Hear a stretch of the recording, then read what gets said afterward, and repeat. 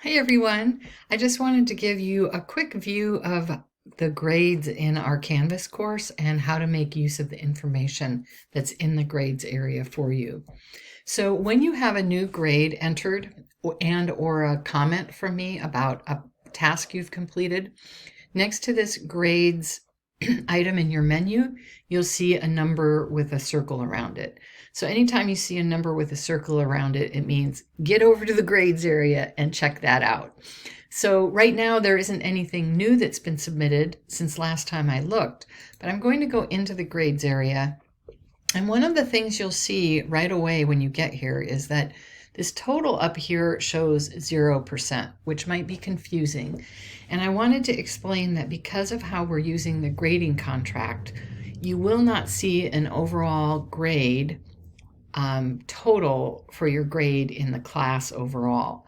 What you will see is a total for your completion of learning activities and your earning of those completion activity points.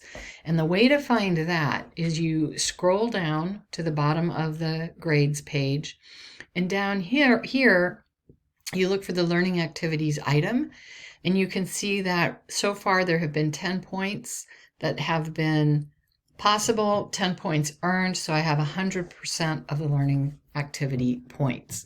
So that's what you want to check on in the grades area, is how you're doing with earning the learning activity completion points overall. So it won't show up here. You have to scroll down to see it at the bottom of the page. And you'll also see when you're looking at the grades page, you can see what the status is. So anytime you have a late submitted assignment, it will show up here as late, so you can keep track of where you're at with submission of late assignments and use of the leeway late policy. And we'll show you a score that was possible and what you earned.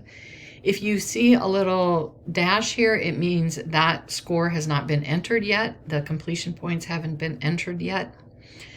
And it will also show you if there's assignments that you haven't yet submitted. So that will let you know if you've overlooked something, and you can get in there and make sure you get that done.